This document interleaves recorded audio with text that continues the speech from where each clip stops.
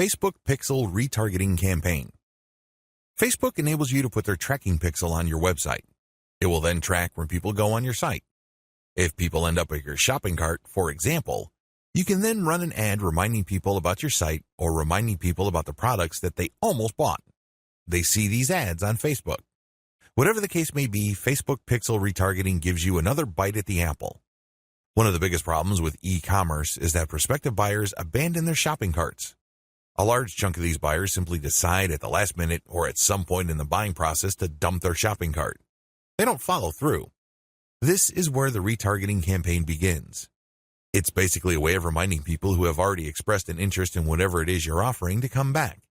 If anything, you recycle traffic that you have gotten from Facebook. Another benefit of this technology is that it pulls traffic from Facebook that you did not get from it originally.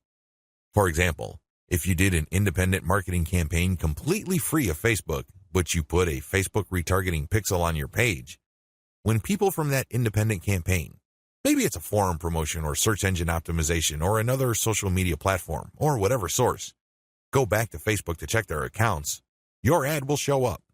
Sounds awesome, right? These are all possible through a Facebook Pixel retargeting campaign.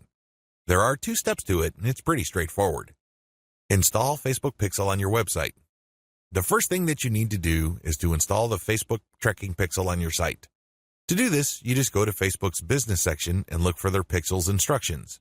It's pretty straightforward. Even if you're using WordPress as your content management system, installing Facebook Pixel is a breeze.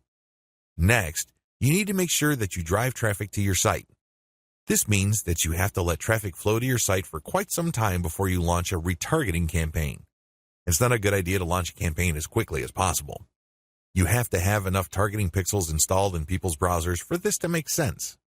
Otherwise, there are just not enough people to work with. Now, keep in mind that if you are in a niche that has generally low traffic levels, then you would have to conduct your campaign even though the overall traffic flow to your website is fairly low. Run ads on Facebook for retargeting. The ads that you're going to run for Facebook Pixel retargeting are going to be a bit different from the normal boosted posts or picture links that you run on Facebook. Instead, these are going to try to achieve 2 things. You can remind people about what they did. Maybe they wanted to buy something, but they changed their mind at the last minute. Perhaps they were reading some sort of conversion article and were about to enter their email address, but they didn't. Whatever the case may be, you're reminding them to come back to what they were doing before. The other thing that you can do with your Facebook Pixel retargeting campaign is to pull people deeper into your website. Usually, a website is composed of 2 parts. The first layer is the content layer, meaning you're trying to get people to know about the problem, like your particular solution, and eventually trust the solution enough so they can buy. The other part, of course, is pretty straightforward. It's all about buying. But there's a complication. A lot of people would go through the content layers, but they never make it through to the actual buying part. They never make it to your conversion page. This is where retargeting ads that pull people deeper into your website makes a lot of sense.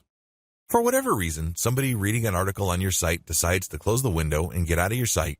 You can run ads that tell them about content, but another piece of content that is related to what they were reading before.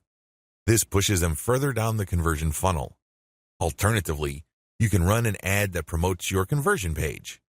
Basically, what you're saying to the prospect is you've figured out what my website is about, and you have a clear understanding of what I have to offer. Maximizing your results from Facebook Pixel retargeting. I suggest that if you want to maximize the results you get from retargeting, promote your squeeze page. That's right. Promote the page that recruits people to your mailing list. Usually there's some sort of freebie. There's usually some sort of book or booklet that you're giving away so people can enter their email address. Whatever the case may be, push the squeeze page. Don't dump them to your sales page unless, as I have mentioned above, they actually reached your shopping cart or conversion page and changed their minds at the last minute. That's pretty much the only situation where you should retarget showing an ad that goes directly to the conversion page. Other than that, convert them to sign up for your mailing list. It's your mailing list with its many chances at gaining attention, building trust, and gaining credibility, which will actually do the heavy lifting as far as converting that prospect into an actual sale.